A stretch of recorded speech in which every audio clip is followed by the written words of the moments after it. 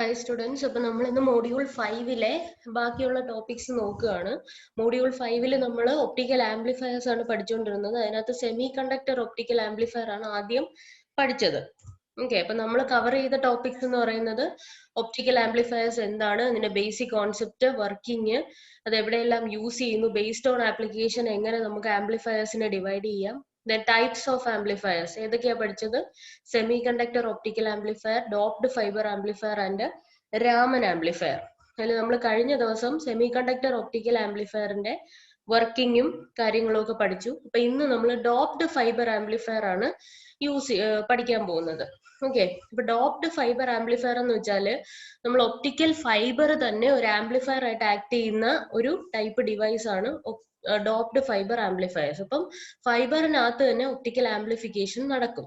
അപ്പൊ ഇതിനകത്ത് നമ്മൾ ഡോപ്പിംഗ് ആണ് ചെയ്യുന്നത് ഫൈബറിനകത്ത്. ഓക്കെ, അപ്പൊ അതൊരു പ്രത്യേക ടൈപ്പ് ഡോപ്പിംഗ് ചെയ്യുമ്പോഴാണ് നമുക്ക് എർബിയം ഡോപ്ഡ് ഫൈബർ ആംപ്ലിഫയർ കിട്ടുന്നത്. അതായത് ഡോപ്പിങ്ങിന് യൂസ് ചെയ്യുന്നത് റെയർ എർത്ത് എലമെന്റ് ആയിട്ടുള്ള എർബിയം ആണെങ്കിൽ കിട്ടുന്ന ഡോപ്ഡ് ഫൈബർ ആംപ്ലിഫയർ ആണ് erbium doped fibre amplifiers. Okay, അതിനെ നമ്മൾ ഷോർട്ട് ആയിട്ട് EDFA എന്ന് വിളിക്കും. അപ്പൊ എഴുതിയേക്കുന്നതാണ് active medium of the doped fibre amplifier consist of 10 to 30 meter length of optical fiber that has been lightly doped with a rare earth element such as erbium, heterbium, praseodymium, etcetera. അപ്പൊ ഇങ്ങനെയുള്ള rare earth element വെച്ചിട്ട് ഫൈബറിന്റെ കുറച്ച് ലെങ്തിനെ നമ്മൾ dope ചെയ്യുമ്പോഴത്തേക്കും അതൊരു optical amplifier ആയിട്ട് act ചെയ്യും. That kind of amplifiers are called doped fibre amplifier. If it is doped with erbium it is called as erbium doped fibre amplifiers. Okay, അപ്പൊ ഇതിനകത്ത് active medium ആയിട്ട് യൂസ് ചെയ്യുന്നത് erbium ആണ് use ചെയ്യുന്നത്. Erbium is used as it active medium. അതായത് silicon fibre ആണ് doped with erbium. അന്നേരമാണ് അവിടെയാണ് എന്താണ് ആക്റ്റീവ് മീഡിയം ആയിട്ട് ആക്ട് ചെയ്തിട്ട് അവിടെ ആംപ്ലിഫിക്കേഷൻ നടക്കും. ഇതിന്റെ ഓപ്പറേറ്റിംഗ് വേവ് ലെങ്ത് എന്ന് പറയുന്നത് 1530 to 1560 നാനോമീറ്റർ ആണ് ഈ EDFA എന്ന് പറയുന്നത്. ഇനി ഇതിന്റെ പമ്പിംഗ് മെക്കാനിസവും ആംപ്ലിഫിക്കേഷൻ മെക്കാനിസവും ആണ് ഈ ഒരു ഫിഗറിൽ കാണിച്ചിരിക്കുന്നത്. ഓക്കെ, ഇതിനകത്ത് നമുക്ക് 7 പ്രോസസ്സ് കാണാം. ഫസ്റ്റ് പ്രോസസ്സ് എന്ന് പറയുന്നത് പമ്പ് ട്രാൻസിഷൻ ആണ്. അതായത് നമുക്ക് എപ്പോഴും ഒരു ആംപ്ലിഫയർ ആകുമ്പോഴത്തേക്കും പോപ്പുലേഷൻ ഇൻവേർഷൻ കണ്ടീഷൻ അച്ചീവ് ചെയ്യണം. അപ്പൊ അങ്ങനെ പോപ്പുലേഷൻ ഇൻവേർഷൻ കണ്ടീഷൻ കൊണ്ടുവരുന്നതിനാണ് നമ്മൾ പമ്പിംഗ് സോഴ്സ് യൂസ് ചെയ്യുന്നത്. അപ്പൊ പമ്പിംഗ് സോഴ്സ് എന്താ ചെയ്യുന്നത്? ഗ്രൗണ്ട് സ്റ്റേറ്റിലുള്ള പോപ്പുലേഷനിലുള്ള, അതായത് ഗ്രൗണ്ട് സ്റ്റേറ്റിൽ നിറയെയുള്ള ഇലക്ട്രോൺസിനെ ഒരു എനർജി കൊടുത്തിട്ട് എവിടെ കൊണ്ടുവരും? എക്സൈറ്റഡ് സ്റ്റേറ്റിലേക്ക് കൊണ്ടുവരും. അതാണ് പമ്പ് ട്രാൻസിഷൻ എന്ന് പറയുന്നത്. ഈ ഫസ്റ്റ് പ്രോസസ്സ് എന്ന് പറയുന്നത് പമ്പിംഗ് സോഴ്സിൽ നിന്ന് എനർജി എടുത്തിട്ട്, ഇത് ഗ്രൗണ്ട് സ്റ്റേറ്റ് ആണ്, ഗ്രൗണ്ട് സ്റ്റേറ്റിലെ ഇലക്ട്രോൺസിനെ എന്ത് ചെയ്യും? എക്സൈറ്റഡ് സ്റ്റേറ്റ്, അതായത് പമ്പ് ബാൻഡ് എന്ന് പറയുന്ന ഒരു എക്സൈറ്റഡ് സ്റ്റേറ്റിലേക്ക് കൊണ്ടുവരും. അതാണ് ഫസ്റ്റ് പ്രോസസ്സ് എന്ന് പറയുന്നത്, പമ്പ് ട്രാൻസിഷൻ. ഫസ്റ്റ് പ്രോസസ് അത് നടക്കുന്നത് 980 നാനോമീറ്ററിലാണ് ആ ഒരു പ്രോസസ്സ് നടക്കുന്നത്. ദെൻ പ്രോസസ് നമ്പർ 2 എന്ന് വെച്ച് കഴിഞ്ഞാൽ ഈ പമ്പ് ബാൻഡിനകത്ത് ഇലക്ട്രോൺസ് വളരെയധികം നേരം ഇരിക്കാനുള്ള ചാൻസ് കുറവാണ്. സോ അത് എന്ത് ചെയ്യുമെന്ന് പറഞ്ഞാൽ ഈ പമ്പ് ബാൻഡിൽ നിന്ന് കുറച്ചുകൂടെ താഴ്ന്ന എനർജി ആയിട്ടുള്ള ഒരു മെറ്റാ സ്റ്റേബിൾ ബാൻഡ് ഉണ്ട്. ആ മെറ്റാ സ്റ്റേബിൾ ബാൻഡിലേക്ക് വന്ന് കുറച്ചു നേരം സെറ്റിൽ ആവും. അതെന്ന് പറയുമ്പോൾ ഈ ഒരു ട്രാൻസിഷൻ എന്ന് പറയുമ്പോൾ എനർജി റിലീസ് ചെയ്യും, ബട്ട് അത് ഫോട്ടോൺ ആയിട്ടല്ല, fast non radio active decay ആണ്. നോൺ റേഡിയോ ആക്റ്റീവ് ഡീകെ എന്ന് വെച്ചാൽ ലൈറ്റ് എമിറ്റ് ചെയ്യത്തില്ല, പകരം ഹീറ്റ് ആയിട്ടോ ലാറ്റിസ് വൈബ്രേഷൻ ആയിട്ടോ ആയിരിക്കും എനർജി റിലീസ് ആവുന്നത്. സോ ഇവിടെ ഇരിക്കുന്ന സമയം വളരെ കുറവാണ്. സോ ഇവിടെ വന്നിരിക്കുന്ന ഇലക്ട്രോൺസ് എല്ലാം എന്ത് ചെയ്യും? നോൺ റേഡിയേറ്റീവ് ഡീകെ വഴി ഈ ഒരു മെറ്റാ സ്റ്റേബിൾ ലെവലിൽ വന്നിരിക്കും. അത് മെറ്റാ സ്റ്റേബിൾ ലെവലിന് 2 എനർജി ലെവൽ ഉണ്ട്, ഒരു ബോട്ടം എനർജി ലെവലും ഒരു ടോപ്പ് എനർജി ലെവലും ഉണ്ട്. സോ ഇത് ടോപ്പ് എനർജി ലെവലിലാണ് വന്ന് ഇരിക്കുന്നത്. ഇനി മൂന്നാമത്തെ ഒരു പമ്പ്, ഇനി അടുത്തെന്ന് പറഞ്ഞാൽ വേറൊരു നാനോമീറ്ററിലുള്ള പമ്പ് ട്രാൻസിഷൻ ആണ്. അതായത് 1400 നാനോമീറ്ററിലുള്ള ഒരു പമ്പ് ട്രാൻസിഷൻ ആണ് അടുത്ത കാണിച്ചിരിക്കുന്നത്. അതെന്ന് പറയുന്നത് എന്താണ്? ഇതേപോലെ തന്നെ പമ്പ് എനർജി എടുത്തിട്ട് ഗ്രൗണ്ട് സ്റ്റേറ്റിൽ നിന്ന് ഈ പമ്പ് ബാൻഡിലേക്ക് പോകത്തില്ല, ഹയർ എനർജി ലെവൽ ആയിട്ടുള്ള മെറ്റാ സ്റ്റേബിൾ ബാൻഡിന്റെ ടോപ്പ് പോർഷൻ വരെ പോകുന്നതാണ് അടുത്തൊരു പമ്പ് ട്രാൻസിഷൻ. അവിടെ ടോപ്പ് പോർഷനിലും അധികം നേരം ഇലക്ട്രോൺസിന് റിസൈഡ് ചെയ്യാൻ പറ്റില്ല. സോ അത് എന്ത് ചെയ്യും? വീണ്ടും എനർജി റിലീസ് ചെയ്തിട്ട് ഇതിന്റെ ബോട്ടം ലെവലിൽ വന്നിരിക്കും. അപ്പൊ ഇതിന്റെ ശരിക്കും പോപ്പുലേഷൻ ഇൻവേർഷൻ നടക്കുന്ന ഒരു സ്റ്റേറ്റ് എന്ന് പറയുന്നത് ഗ്രൗണ്ട് സ്റ്റേറ്റിനെ കാട്ടിലും ഈ ഒരു മെറ്റാസ്റ്റേബിൾ സ്റ്റേറ്റിന്റെ ലോവർ പാർട്ട് ഓഫ് ദ എനർജിയിലായിരിക്കും ഇലക്ട്രോൺസ് കൂടുതലായിട്ട് വന്ന് നിൽക്കുന്നത്. അവിടെ നിന്നാണ് നമുക്ക് ഫോട്ടോൺസ് എമിറ്റ് ചെയ്യുന്ന തരത്തിലുള്ള തിരിച്ച് ഗ്രൗണ്ട് സ്റ്റേറ്റിലേക്കുള്ള പോക്ക് നടക്കുന്നത്. ഓക്കെ, അപ്പൊ ഇപ്പൊ ഏതൊക്കെ ട്രാൻസിഷനാണ് നടന്നത്? 2 പമ്പ് ട്രാൻസിഷൻ നടന്നു ഇല്ലേ? ഒന്ന് 980 നാനോമീറ്ററിലും ഒന്ന് 1400 നാനോമീറ്ററിലും. 980 നാനോമീറ്ററിലുള്ള പമ്പ് ട്രാൻസിഷൻ എന്ന് വെച്ചാൽ പമ്പ് എനർജി എടുത്തിട്ട് ഭയങ്കര ഹൈ ആയിട്ടുള്ള പമ്പ് ബാൻഡിൽ പോയി ഇരിക്കും. പക്ഷെ അവിടെ കൂടുതൽ നേരം ഇരിക്കത്തില്ല, വേഗം തന്നെ മെറ്റാസ്റ്റേബിളിന്റെ മുകളിലത്തെ തട്ടിൽ വന്ന് ഇലക്ട്രോൺസ് റിസൈഡ് ചെയ്യും. രണ്ടാമത്തെ പമ്പ് ട്രാൻസിഷൻ എന്ന് വെച്ചാൽ 1400 നാനോമീറ്ററിലാണ്. അതിനകത്താണെങ്കിൽ ഗ്രൗണ്ട് സ്റ്റേറ്റിൽ നിന്ന് മെറ്റാസ്റ്റേബിൾ ബാൻഡിന്റെ അപ്പർ പോർഷനിലേക്കാണ് വന്നിരിക്കുന്നത്. ദെൻ അവിടെ നിന്ന് പിന്നെ 2 പ്രോസസ്, അതായത് പ്രോസസ് നമ്പർ 2 പ്രോസസ് നമ്പർ 4 എന്ന് പറയുന്നത് എന്താണ്? പമ്പ് ബാൻഡിൽ നിന്ന് മെറ്റാസ്റ്റേബിൾ ബാൻഡിലേക്കുള്ള നോൺ റേഡിയേറ്റീവ് ഡീക്കേയും അതേപോലെ തന്നെ മെറ്റാസ്റ്റേബിളിന്റെ തന്നെ ടോപ്പിൽ നിന്ന് ബോട്ടത്തിലേക്കുള്ള വരവുമാണ്. ദെൻ ഇപ്പൊ നമുക്ക് പോപ്പുലേഷൻ ഇൻവേർഷൻ കണ്ടീഷൻ ഉണ്ട്. അതായത് പോപ്പുലേഷൻ ഇൻവേർഷൻ കണ്ടീഷൻ എന്ന് വെച്ചാൽ ഗ്രൗണ്ട് സ്റ്റേറ്റിനെക്കാട്ടിയും കൂടുതലായിട്ട് എക്സൈറ്റഡ് സ്റ്റേറ്റിൽ ഇലക്ട്രോൺസ് കൂടുതൽ വന്നിട്ടുണ്ട്. അപ്പൊ അവിടെ നടക്കുന്ന വേറൊരു പ്രോസസ്സാണ് സ്പോണ്ടേനിയസ് എമിഷൻ. സ്പോണ്ടേനിയസ് എമിഷൻ ഞാൻ പറഞ്ഞു, ഒരു സ്റ്റിമുലസും കൂടാതെ തന്നെ തനിയെ ഇലക്ട്രോൺസ് എന്ത് ചെയ്യും? തിരിച്ച് ഗ്രൗണ്ട് സ്റ്റേറ്റിലേക്ക് വരും ബൈ എമിറ്റിംഗ് ഫോട്ടോൺസ്. അതാണ് സ്പോണ്ടേനിയസ് എമിഷൻ. അത് നടക്കുന്ന വേവ് ലെങ്ത് എന്ന് പറയുന്നത് 1550 നാനോമീറ്റർ ആണ്. അപ്പൊ അത് നമുക്ക് അൺഡിസൈറബിൾ ആയിട്ടുള്ളതാണ്. നമുക്ക് എപ്പോഴും സ്റ്റിമുലേറ്റഡ് എമിഷൻ മതി. ഓക്കെ, അപ്പൊ അടുത്തതെന്ന് വെച്ച് കഴിഞ്ഞാൽ ഒരു സ്റ്റിമുലേറ്റഡ് അബ്സോർപ്ഷൻ എന്ന് പറയുന്ന ഒരു ഫിനോമിന നടക്കുന്നുണ്ട്. കാരണം അതെന്താ അങ്ങനെ നടക്കുന്നതെന്ന് കാരണം ഈ സ്പോണ്ടേനിയസ് എമിഷൻ നടക്കുമ്പോഴത്തേക്കും ഫോട്ടോൺസ് റിലീസ് ആവത്തില്ലേ? ആ റിലീസായ ഫോട്ടോൺസിന്റെ എനർജി ഈ ഗ്രൗണ്ട് സ്റ്റേറ്റിലുള്ള ഇലക്ട്രോൺസ് അബ്സോർബ് ചെയ്തിട്ട് എക്സൈറ്റഡ് സ്റ്റേറ്റിലേക്ക് പോകും. അതാണ് സ്റ്റിമുലേറ്റഡ് അബ്സോർപ്ഷൻ എന്ന് പറയുന്നത്. ആ ഒരു പ്രോസസ്സും കൂടെ നടക്കും. അതാണ് പ്രോസസ് നമ്പർ 6. ഇനി പ്രോസസ് നമ്പർ 7 ആണ് നമുക്ക് ഏറ്റവും ആവശ്യമായിട്ടുള്ള സ്റ്റിമുലേറ്റഡ് എമിഷൻ. അതായത് സിഗ്നൽ ഫോട്ടോൺ വന്ന് ഇവിടെ ഇരിക്കുന്ന ഇലക്ട്രോൺസിനെ ട്രിഗർ ചെയ്യും. ട്രിഗർ ചെയ്യുമ്പോഴത്തേക്കും എനർജി അബ്സോർപ്ഷൻ ഒന്നും നടക്കില്ല, ജസ്റ്റ് ഒന്ന് ട്രിഗർ ചെയ്യത്തേ ഉള്ളൂ. സോ അത് ഗ്രൗണ്ട് സ്റ്റേറ്റിലേക്ക് തിരിച്ചു വരും. തിരിച്ചു വരുമ്പോഴത്തേക്കും ആ വന്ന സിഗ്നലും ഇത് റിലീസ് ചെയ്ത ഫോട്ടോണും കൂടെ 2 ഫോട്ടോൺസ് ആയിട്ട് വെളിയിൽ ആംപ്ലിഫൈ ചെയ്ത് വരും. അപ്പൊ ഇത്രയും പ്രോസസ്സുകളാണ് EDFAക്കകത്തുള്ള ആംപ്ലിഫിക്കേഷൻ മെക്കാനിസത്തിൽ നടക്കുന്നത്. ഇനി EDFAയുടെ കുറച്ച് പ്രത്യേകതകളാണ്. ഇതിനകത്ത് ഒപ്റ്റിക്കൽ പമ്പിംഗ് ആണ് യൂസ് ചെയ്യുന്നത്. അതായത് നമ്മൾ ഫോട്ടോൺസ് തന്നെ കൊടുത്തിട്ടാണ് പമ്പിംഗ് എനർജി കൊടുക്കുന്നത്. കണ്ടോ, 980 നാനോമീറ്റർ ഫോട്ടോൺ കൊടുക്കുമ്പോഴാണ് ഇലക്ട്രോൺസ് മുകളിലേക്ക് പോകുന്നത്. അതേപോലെ തന്നെ ഇവിടെ 1400 നാനോമീറ്റർ ഫോട്ടോൺസ് കൊടുക്കുമ്പോഴാണ് ഇവിടെ നിന്ന് മെറ്റാസ്റ്റേബിൾ സ്റ്റേറ്റിലേക്ക് പോകുന്നത്. So optical pumping is used in EDFA. അടുത്തത് ഇതിനകത്തൊരു 3 എനർജി ലെവൽ സിസ്റ്റം ആണ് ഉള്ളത്. ഏതൊക്കെയാ ഇതിൻ്റെ അകത്തുള്ള എനർജി ലെവൽ? ഒന്ന് പമ്പ് ബാൻഡ്, ഒന്ന് മെറ്റാസ്റ്റേബിൾ ബാൻഡ്, ഒന്ന് ഗ്രൗണ്ട് ബാൻഡ്. അങ്ങനെ 3 എനർജി സ്റ്റേറ്റിൽ ഉള്ള ഒരു പമ്പിംഗ് മെക്കാനിസം ആണ് ഇവിടെ നടക്കുന്നത്. ഇതിനകത്തുള്ള പമ്പ് വേവ് ലെങ്ത് എന്ന് പറയുന്നത് 980 നാനോമീറ്ററും 1480 നാനോമീറ്ററും. അതാണ്ട് ഒന്ന് 980, 1400 എന്ന് ജനറലി എഴുതിയേക്കുന്നതാണ്. പ്രിസൈസ്ലി പറഞ്ഞാൽ 1480 നാനോമീറ്റർ. ഓക്കെ, ഇനി അടുത്ത ഇതിനകത്തുള്ള പ്രോസസ് ഒന്നും കൂടെ പറഞ്ഞേക്കാണ്. പ്രോസസ് 1 എന്താന്ന് ഞാൻ പറഞ്ഞു. പമ്പ് സ്റ്റേറ്റ്, പമ്പ് ലെവലിൽ നിന്ന് പമ്പ് ലേസർ 980 നാനോമീറ്റർ എമിറ്റ് ചെയ്യും. ആ ഫോട്ടോന്റെ എനർജി വലിച്ചെടുത്തിട്ട് ഇലക്ട്രോൺസ് ഗ്രൗണ്ട് സ്റ്റേറ്റിൽ നിന്ന് പമ്പ് എനർജി ലെവലിലേക്ക് പോകും. അതാണ് ഫസ്റ്റ് പ്രോസസ്. ഇനി സെക്കൻഡ് പ്രോസസ് എന്ന് വെച്ചാൽ പമ്പ് സ്റ്റേറ്റിൽ അത് ഒരു 1 മൈക്രോ സെക്കൻഡ് മാത്രമേ റിസൈഡ് ചെയ്യത്തുള്ളൂ. ഉടനെ തന്നെ അത് എവിടെ വരും? മെറ്റാസ്റ്റേബിളിന്റെ അപ്പർ പാർട്ടിൽ വരും, മെറ്റാസ്റ്റേബിളിന്റെ അപ്പർ ബാൻഡിലേക്ക് വരും. അപ്പൊ ഈ എനർജി എന്ന് പറയുന്നത് അത് അപ്പോഴത്തേക്കും ഒരു ലോവർ എനർജിയിലേക്ക് വരുമ്പോൾ കുറച്ച് എനർജി റിലീസ് ചെയ്യും. ആ എനർജി എന്ന് പറയുന്ന ഫോട്ടോൺ ആയിട്ടല്ല, ഫോണോൺസ് എന്ന് പറയുന്ന പാക്കറ്റ്സ് ഓഫ് ഹീറ്റ് ആണ്. ഓക്കെ, ഫോണോൺസ് അല്ലെങ്കിൽ ലാറ്റിസ് വൈബ്രേഷൻ, മെക്കാനിക്കൽ വൈബ്രേഷൻ ആയിട്ടാണ് അത് വെളിയിലേക്ക് വരുന്നത്. ഒരിക്കലും ലൈറ്റ് ആയിട്ട് വരത്തില്ല. ഇനി പ്രോസസ് 3 എന്ന് പറയുന്നത് അടുത്തൊരു പമ്പ് ട്രാൻസിഷൻ ആണ്. അതായത് 1480 നാനോമീറ്ററിലുള്ള ഫോട്ടോൺസ് വരുമ്പോൾ ഒരു പോപ്പുലേഷൻ ഇൻവേർഷൻ നടക്കുന്നതാണ് പ്രോസസ് 3 എന്ന് പറയുന്നത്. ഗ്രൗണ്ട് സ്റ്റേറ്റിൽ നിന്ന് മെറ്റാസ്റ്റേബിൾ സ്റ്റേറ്റിന്റെ ടോപ്പ് പോർഷനിലേക്ക് ഇലക്ട്രോൺസ് മൂവ് ചെയ്യും. പക്ഷെ അവിടെയും അത് കൂടുതൽ നേരം ഇരിക്കത്തില്ല. അവിടെ നിന്ന് എന്ത് ചെയ്യും? ലോവർ എൻഡ് ഓഫ് ദ ബാൻഡിലേക്ക് വരും.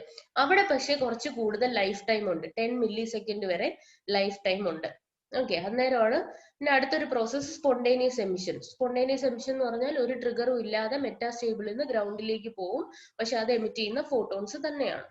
ആ ഫോട്ടോൺസ് യൂസ് ചെയ്തിട്ട് വരുന്നതാണ് ഈ സ്റ്റിമുലേറ്റഡ് അബ്സോർപ്ഷൻ. സ്റ്റിമുലേറ്റഡ് അബ്സോർപ്ഷൻ ആണ്, എഴുതിയപ്പോൾ സ്പോണ്ടേനിയസ് അബ്സോർപ്ഷൻ ആയി പോയി. സ്റ്റിമുലേറ്റഡ് അബ്സോർപ്ഷൻ, ഓക്കെ, അതെന്ന് പറയുന്നത് ഒരു സ്മോൾ പോർഷൻ ഓഫ് ഫോട്ടോൺസിന്റെ എനർജി എടുത്തിട്ട് വീണ്ടും ഇലക്ട്രോൺസ് മെറ്റാസ്റ്റേബിൾ സ്റ്റേറ്റിലേക്ക് മൂവ് ചെയ്യും ഫ്രം ഗ്രൗണ്ട് സ്റ്റേറ്റ്. ഇനി പ്രോസസ് 7 ആണ് ആംപ്ലിഫിക്കേഷൻ നടത്തുന്ന process, that is stimulated emission. ആ സ്റ്റിമുലേറ്റഡ് എമിഷൻ നടക്കുന്ന wave length 1530 nanometre to 1560 nanometre റേഞ്ചിലാണ്. അടുത്തത് ഇനി നമ്മൾ ഇത്രയുമാണ് എന്താണ് എർബിയം ഡോപ്ഡ് ഫൈബർ ആംപ്ലിഫയറിന്റെ ഒരു വർക്കിംഗ് എന്ന് പറയുന്നത്. അപ്പൊ എന്താണ് എർബിയം ഡോപ്ഡ് ഫൈബർ ആംപ്ലിഫയർ എന്ന് പറയുക, അതിന്റെ പ്രത്യേകതകൾ പറയുക, അതിന്റെ ആംപ്ലിഫിക്കേഷൻ മെക്കാനിസം പറയണം എസ്ഐ ചോദിച്ചു കഴിഞ്ഞാൽ. അടുത്തതെന്ന് പറഞ്ഞാൽ അതിന്റെ പവർ കൺവേർഷൻ എഫിഷ്യൻസിയും ഗെയിനും ആണ്. അപ്പൊ അതിന്റെ ഇൻപുട്ട് പവറും ഔട്ട്പുട്ട് പവറും റിലേറ്റ് ചെയ്യുന്ന ഇക്വേഷൻ ആണ് എഴുതിയിരിക്കുന്നത്. P S out is less than or equal to PS in plus lambda P by lambda S into PP in. ഇതിനകത്ത് പി എസ് ഔട്ട് എന്ന് പറയുന്ന ഒപ്റ്റിക്കൽ സിഗ്നൽ പവർ ഔട്ട്പുട്ട് ആണ്.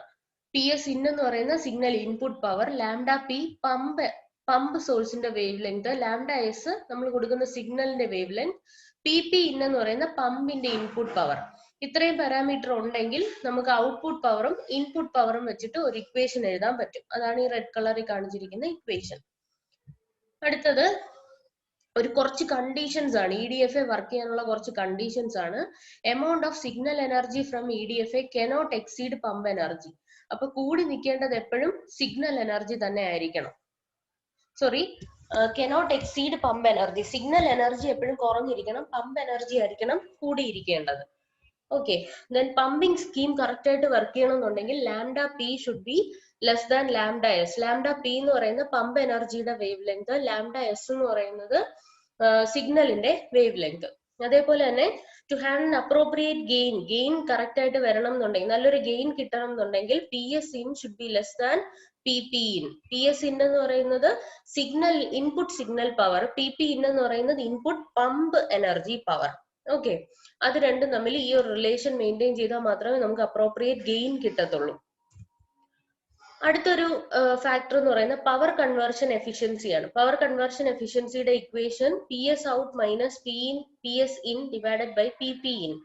Okay, which is approximately equal to P S out by P P in, which is less than or equal to lambda p by lambda s less than or equal to 1. അപ്പോൾ power conversion എഫിഷ്യൻസിയുടെ maximum value 1 ആണ്. അതിനെക്കാട്ടി കുറവായിരിക്കും എപ്പോഴും വരുന്നത്. P C is less than unity. Maximum theoretical value എന്ന് പറയുന്നത് lambda P by lambda S, വേറെ ലാംഡ പി എന്ന് പറയുന്ന pump wave length, lambda S എന്ന് പറയുന്നത് സിഗ്നൽ വേവ് ലെങ്ത്. അടുത്തത് quantum conversion efficiency. Quantum conversion efficiency is equal to lambda S by lambda P into power conversion efficiency. Lambda S സിഗ്നലിന്റെ wave length, lambda P എന്ന് പറയുന്ന pump സോഴ്സിന്റെ wavelength, then P C is the power conversion efficiency. ഈ maximum value of Q C E, അതായത് quantum conversion efficiency 1 തന്നെയാണ്. ആ 1 വരുമ്പോഴത്തേക്കും എല്ലാ പമ്പ് ഫോട്ടോൺസും സിഗ്നൽ ഫോട്ടോൺസ് ആയിട്ട് കൺവേർട്ട് ചെയ്യും.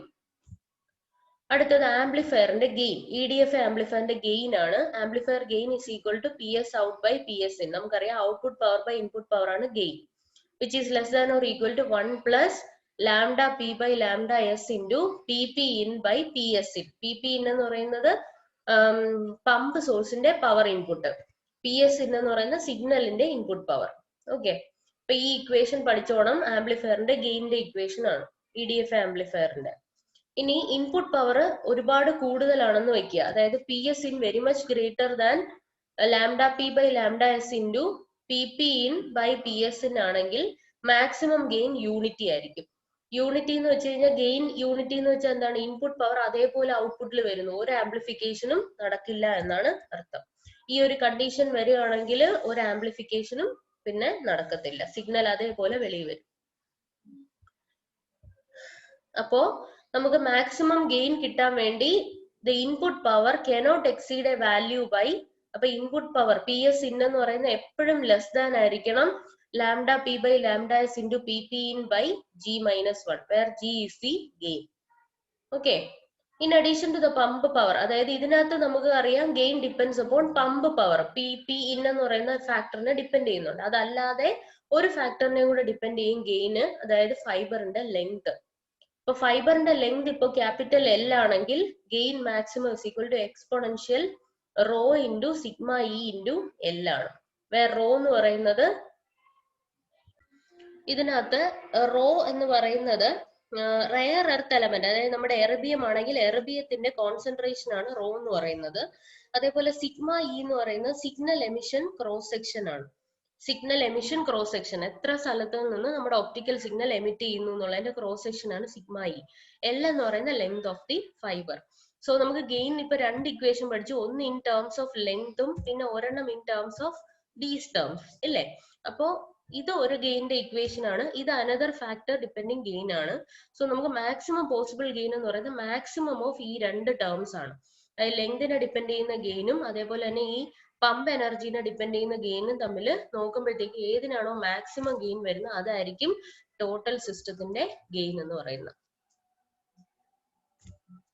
അടുത്തത് EDFയുടെ ആർക്കിടെക്ചർ, അതായത് നമ്മുടെ സിഗ്നൽ എനർജിയുടെ ഡയറക്ഷനും പമ്പിന്റെ ഡയറക്ഷനും വെച്ചിട്ട് EDFയുടെ ആർക്കിടെക്ചർ നമുക്ക് ഡിഫൈൻ ചെയ്യാൻ പറ്റും. 3 ടൈപ്പ് ആർക്കിടെക്ചേഴ്സ് ആണ് ഉള്ളത്: co directional pumping, counter directional pumping and dual pumping. ഇതിൽ കോ ഡയറക്ഷണൽ പമ്പിംഗ് എന്ന് വെച്ചാല് ഇൻപുട്ട് സിഗ്നൽ വരുന്ന ഡിറക്ഷനിൽ തന്നെയായിരിക്കും നമ്മൾ പമ്പ് ലേസർ വെച്ച് പമ്പിംഗ് ചെയ്യുന്നത്. ഓക്കെ, അങ്ങനെ ഇൻപുട്ട് വരുന്നത് ഇവിടെ ലെഫ്റ്റിൽ നിന്ന് റൈറ്റിലോട്ടാണ്, അതേപോലെ പമ്പ് എനർജി ലെഫ്റ്റിൽ നിന്ന് റൈറ്റിലോട്ടാണ് കൊടുക്കുന്നത്. ഈ ഐസൊലേറ്റർ ഒക്കെ വെച്ചിരിക്കുന്നത് തിരിച്ചു പോവാതിരിക്കാനാണ് സിഗ്നൽ. അപ്പൊ ഇങ്ങനെ ഒരു പമ്പിംഗ് സ്കീമാണ് കോ ഡയറക്ഷണൽ പമ്പിംഗ് എന്ന് പറയുന്നത്. അതായത് സിഗ്നൽ എനർജിയും പമ്പ് ലേസറും ഒരേ ഡിറക്ഷനിൽ വർക്ക് ചെയ്യുന്നു.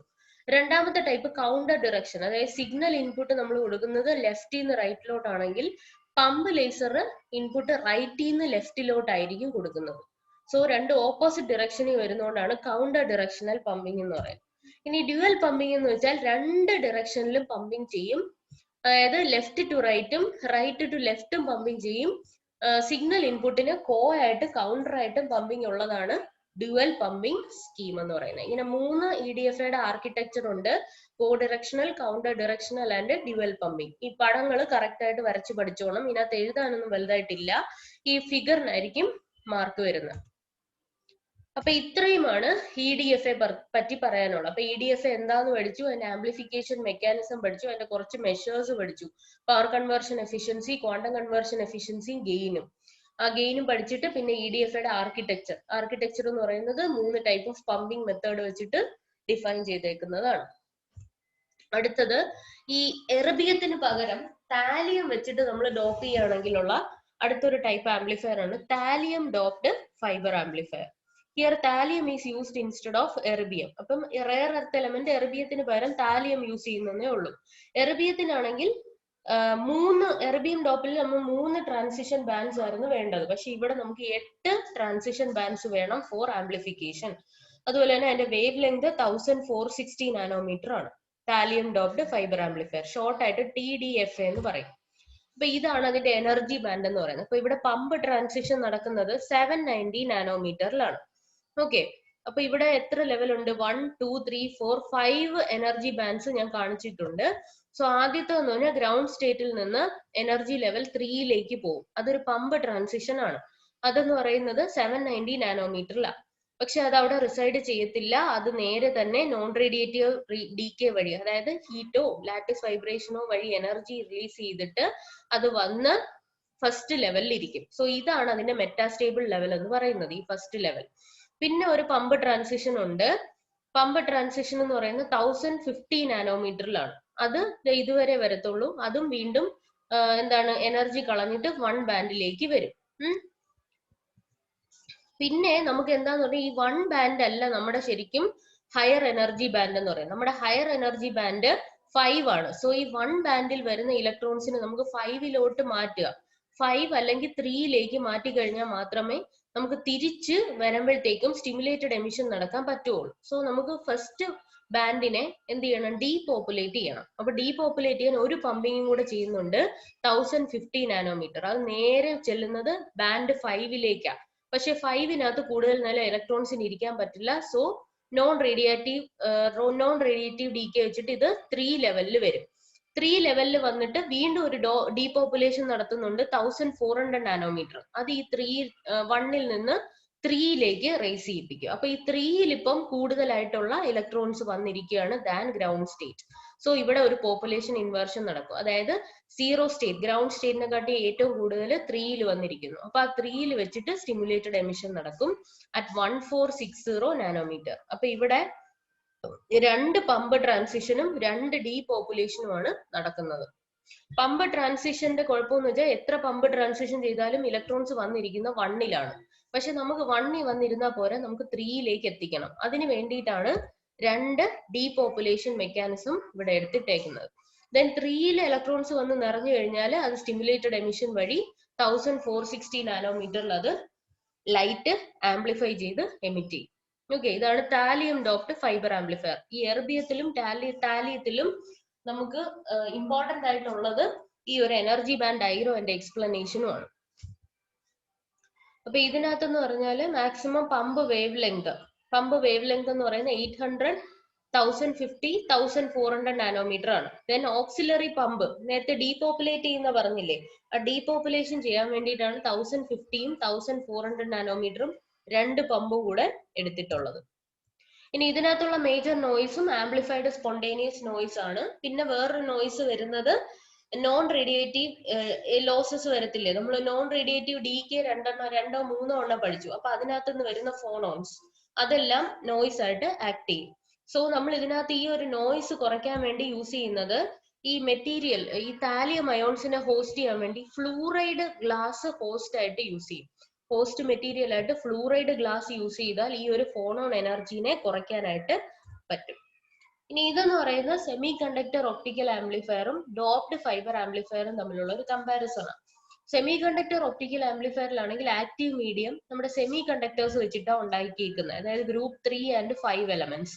പക്ഷേ ഡോപ്ഡ് ഫൈബർ ആംപ്ലിഫയറിലാണെങ്കിൽ ആക്റ്റീവ് മീഡിയം എന്ന് പറയുന്നത് റെയർ എർത്ത് എലമെന്റ്സ് ആയിരിക്കും. എർബിയം, എറ്റർബിയം, താലിയം അങ്ങനെയുള്ള എലമെന്റ്സ് ആയിരിക്കും. പിന്നെ SOAയിലാണെങ്കിൽ കറണ്ട് ഇഞ്ചക്ഷൻ വെച്ചാണ് പമ്പിങ് ചെയ്യുന്നത്. നമ്മൾ DFAയിൽ ഇപ്പൊ കണ്ട് ഒപ്റ്റിക്കൽ പമ്പിങ് ആണ് ചെയ്യുന്നത്. പിന്നെ ഇതിന്റെ SOAയുടെ നാനോമീറ്റർ എന്ന് പറയുന്നത് വേവ് ലെങ്ത് എന്ന് പറയുന്ന O ബാൻഡും C ബാൻഡും ആണ്.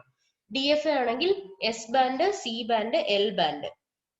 പിന്നെ ഗെയിൻ റാപ്പിഡ് ആയിട്ട് വരും, കുറെ കൂടും, അതുപോലെ തന്നെ ഫ്ലക്ച്വേഷനും ഉണ്ട് SOAക്ക്. പക്ഷെ DFAക്ക് ഗെയിൻ എപ്പോഴും കോൺസ്റ്റന്റ് ആയിരിക്കും. പിന്നെ SOAയിൽ consumes less electric power, fewer components, more compact. മറ്റേതിനകത്താണെങ്കിൽ consumes more electric power, more components ഉണ്ട്, കോമ്പാക്ട് അല്ല. പിന്നെ ക്രോസ് ടോക്ക് ഒക്കെ ഉണ്ടാവും SOAയില്, പക്ഷെ DFAയിൽ കുറച്ച് നോയ്സ് കുറവായിരിക്കും.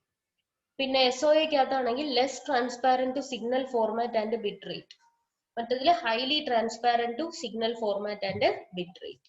അപ്പൊ ഇത്രയും കാര്യങ്ങളാണ് അതിന്റെ difference between semiconductor optical amplifier and doped fibre amplifier. അപ്പൊ ഇത്രയുമാണ് ഇന്നത്തേക്കുള്ളത്. ഇനി നമുക്ക് പെൻഡിങ് ഉള്ളതെന്ന് വെച്ചാൽ രാമൻ ആംപ്ലിഫയർ മാത്രമാണ് ഈ ഒരു മോഡ്യൂളിൽ പെൻഡിങ് ഉള്ളത്. അത് നമുക്ക് അടുത്തൊരു ക്ലാസ്സിൽ പഠിക്കാം.